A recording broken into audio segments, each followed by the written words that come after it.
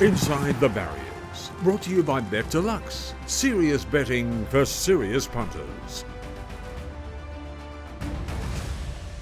Hello and welcome to one of the great days on the racing calendar. It's Cox Plate Day this Saturday. It is a beauty. BetDeluxe taking you inside the barriers. We've got the full team here.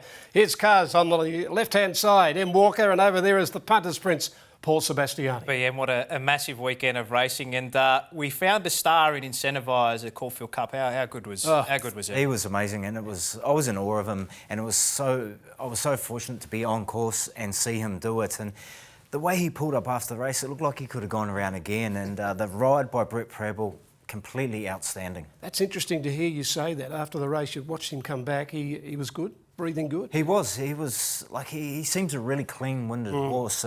But in saying that, I did the wrap on Sunday, and I noticed that Peter Moody said he did feel it. We interviewed him, and he did feel the race. So a couple of light days, have a swim, probably go to the beach, and he'll be fine. And I'm looking forward to the Melbourne Cup with him. And just going up north, what about that day up there at Randwick with Nature Strip and that Everest? Wow, fantastic. The atmosphere there. Another star, and the crowd was up and about, and I think I put up on Twitter as well. I was a little bit envious being down in Melbourne and hearing that crowd roar at each favourite get up. And look, I think the punters would be roaring as well at betdeluxe.com.au, in particular Mark Boswell. We've finally got a winner for the punters pick. He picked the trifecta in the Caulfield Bucks. Yep, $600 Dan Murphy gift voucher coming the way of Mark Boswell. He had Incentivise, Nonconformist and Perzan trifecta straight out. So a big one for Mark. And finally, we've got our winner. We're back again.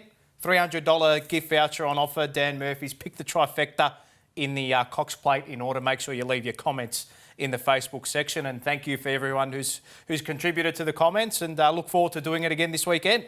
Now, Paulo, you called me and you said it's Cox Plate Day, big edition, get up and about, and you said it's show and tell. Yes. So I brought my show and tells in. Here they are. Fields of Omar's 2 Cox Plates. What a horse. Warrior. What a horse. What a lot of money. This one here is the Carlton draft one in 2003 on a very heavy track, or very wet day, and we beat Defire and Lonhro. And then over there in 2006, just to go out in glory, we announced his retirement on the Friday the day before. I said, this is his swan song. What's he do? He comes from last and beats El Segundo by a nose. Now, ran in 5. Amazing horse.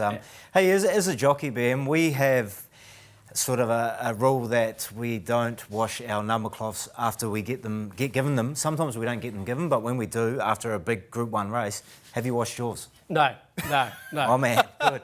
That one there, a little bloke called C. Williams actually decided to take it home. And I heard that he had. So I went and fouled him, gave him a whack over the ear. And so you should. You should. What a back, pal. So he's now 24 years of age and he lives at Living Legends with all his mates. Beautiful. Yeah. That's fantastic. And is it true, you would have to be one of the only callers in racing history to have called his own horse winning a weight for age Group 1, surely? Well, he ran in 5, he won 2, and he ran 2nd, 3rd and 5th there. I've looked around the world, there's not too many blokes actually race horses. We don't get paid much. How do you call it with the other horses? Well, there'd be 14 runners. That one was on Fields or Foo, and that one was on the other 13 runners, and hopefully got it right. Any tears? Oh, yeah. Lost for words after the race. You know, great horse. Just takes your breath away. It does. And it changed my postcode, actually. Now, what about this beauty on Saturday? A cracker, Zaki's been kept very safe in the markets at the moment. He's still the favourite, $2.70 with betdeluxe.com.au. This star 3-year-old Colt Animo, winner of the Caulfield Guineas, is the second elect at $4.60. And there's been a little bit of each way money for Very Elegant. I know she failed in the Turnbull Stakes last start, but she's been about $6.50 into $4.80. And then the 2 international raiders, Gold Trip with Kira Maher and Dave Eustace at $9, and then State of Rest with Joseph O'Brien coming here from Ireland at $10. But Cuzzy, Zaki, what does J-Mac do from the barrier? I think looking at the speed, and it's just what we get given. You know, things can change. It is a Cox Plate, and there's a couple of 3-year-olds there that can inject speed into it. But for me, I see the Kiwi horse of John Barry's, who knows how to perform in a Cox Plate. He ran second with Jimmy Shue to Pinka, so he knows what it takes. I think he leads, and Zaki, with J-Mac got back on him, he goes up and sits outside him. And I think if they run a more truer race, it suits him. Yep. And I think James McDonald will make that happen. If they're going too slow, he might take off on him. But I like Very Elegant. I think last time she was at her top the whole way. Yeah. She was chasing a hot speed, and it sort of had her at her top, as I say, and she didn't perform. But I keep saying time and time again, Chris Waller is the best at having them perform in their grand final. We've seen that with Nature Strip, and I think we can see that again with Very Elegant. Where does she sit? She'll be 4th or 5th. She won't be back. She won't be One 4th. off? One off. Yeah. She can sit 3 wide as well because she's that tough, and she's... How many Group 1s has she won? 9. 9? Yeah, this would go for a 10th. Yeah. She knows how to do it, and with the rain about, that is forecast, it's only going to bring her into it more than others. So what does he do on Animo? If I was on him, I'd Get going? I'd go from the barrier. I know he came from back in the Guineas to win it from a 3 wide trailing position, but that was because he drew so wide. There's only 10 runners this time. He's got, is it 49? 49 and a half. 49 and a half kilos. Yeah, use it. I'd press him early and probably sit out behind Zaki, 1 out, 1 back, and then at the 800 I'd come out and take it to them again. Well, he got going on Castelvecchio, was it last year? Yes. It just on the turn, dashed away. Yeah. Took a good horse to run it down, but seemingly was home. I think Animo is, look, for me personally, I think he's the one to be with. He's just got such a sustained sprint, and I think with that weight, I mean, it'd almost be negligent if they went back from the gate. I think, especially at Moonee Valley, I think you can chance your arm from the wide gate. I reckon Cuz is right. And you made mention of it a couple of weeks ago with I'm Thunderstruck. Like, don't just flop out. No. You know, if you've got the light weight, make it happen. Go for it, like what they did with Seamus Award a couple of years ago. Just chance your hand. And if Seamus Award was lucky, he drew a better barrier, but still, they chance their arm with a horse that's got no weight. And I think if they do that this time with Animo, it's going to be better. And one thing I like about this horse is, you've seen how easy he did it the other day. He idled up to them, and then Ollie didn't go for him till halfway up straight. And when he went past the other horse, he was just cruising. Yeah. He had his ears pricked, like he had more to offer. Yeah, I agree. What about the internationals, the ones we haven't seen? 2 of them. Yeah. I like them. Your thoughts? Yeah, I think Gold Trip for me is the one that I would be going with. But I mean, look, Joseph O'Brien, every time this stable and him and his old man come down here, I mean, they just dominate our races. But look, I think personally, we've got this 3-year-old Animo. He's probably the best 3-year-old I think we've had in the race for quite some time. He's going to be, for me, he's my on top selection, and then I'm Gold Trip and Zaki. That's my trifecta. Can you get Captivant in there anywhere? I don't think so. Like the starting price differential between it and Animo last start was just too much of a gap. One started 30 to 1, the other one was a $2 elect. He's going to get the run in the race. That's from the barrier. He's drawn a good barrier. He's going to get the run in the race, but he's not an Animo. Yeah, you know, exactly. so exactly. I couldn't, but I like Very Elegant, as I said, and I think Animo can push her, and then obviously I can't leave Zaki out because I just think with J-Mac going back on, it can change the whole horse. Yeah, I'm Zaki, Animo, and Very Elegant. Yeah, A from B from C. Yeah, Animo for me, but a big card as well on the Friday, BM. But the Everest might have chewed into this Manikato. Yeah, I think they're going to do something about maybe moving the Manikato. Originally belonged in the first week of August when the season started, and I don't know why they moved it. Anyway, but it's been mauled by the Everest. Yeah. There's you look at it, and a lot of the runners in this Manikato this year, if in previous years they wouldn't have been in a Manikato. No. They weren't good enough to be in a Manikato.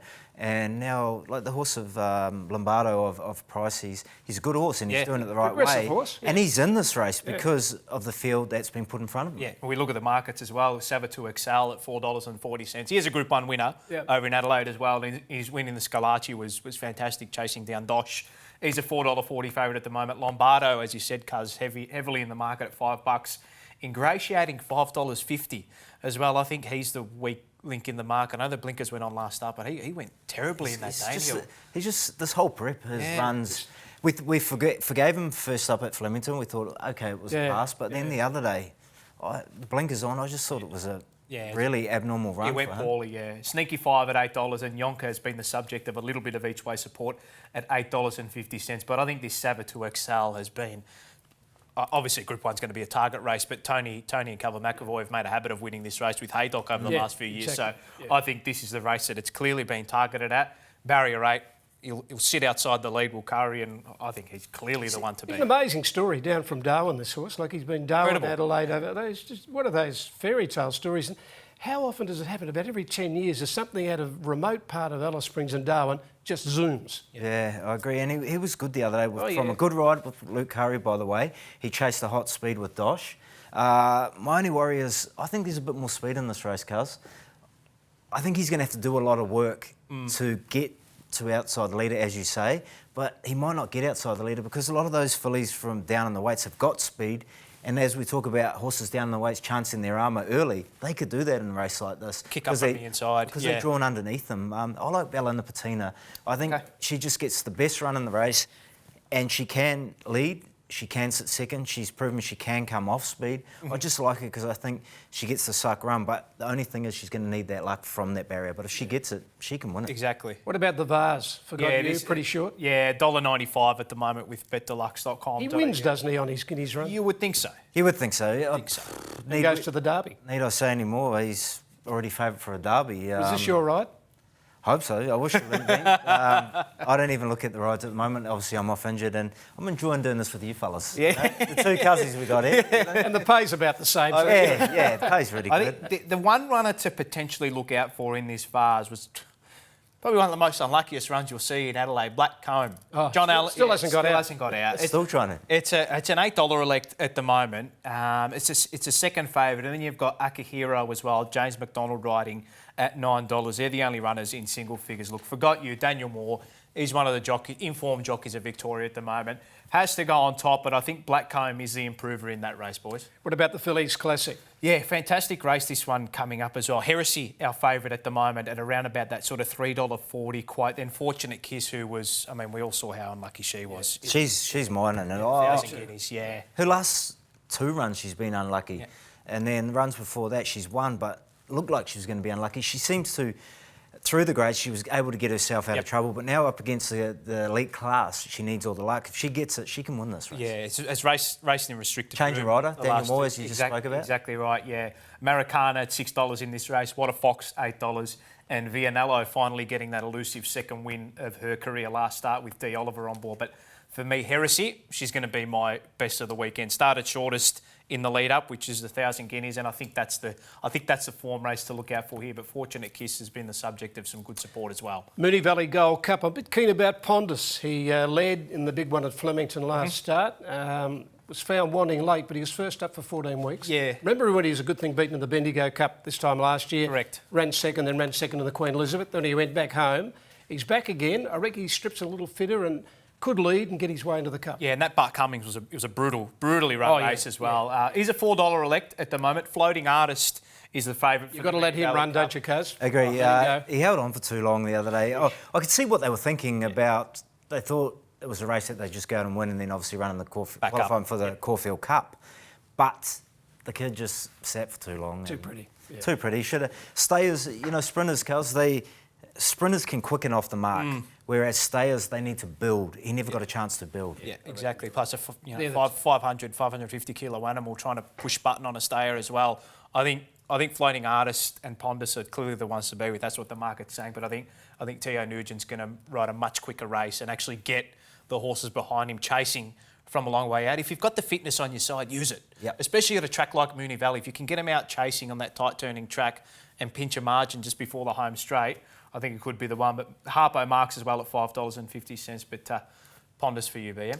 Roll back to the Crockett, race 3, number 2, New York Baby. You've got a little interest. Yeah, got an interest. Wins. Go the baby, go the baby. How do you think she's about a $5 elect? How do you think beautiful. she's going to go? Beautiful odds. And Sneaky Five got the last strike at her and beat her in the group race at Caulfield. Sneaky Five runs on Friday night in the big one. Yep. So if it goes through the roof, double your bet. Yeah. Go the baby. Yeah. And Damien Oliver had a good little spin around Tuesday morning. I think the thing to look out for Cut out of the track, beautiful. Yeah, I think the thing to look out for is she's had that run now over 1,200, which was And we rode her back. Exactly, the step up to 1,000 to 12. She's had the fitness run now. And Give me those odds again. $5.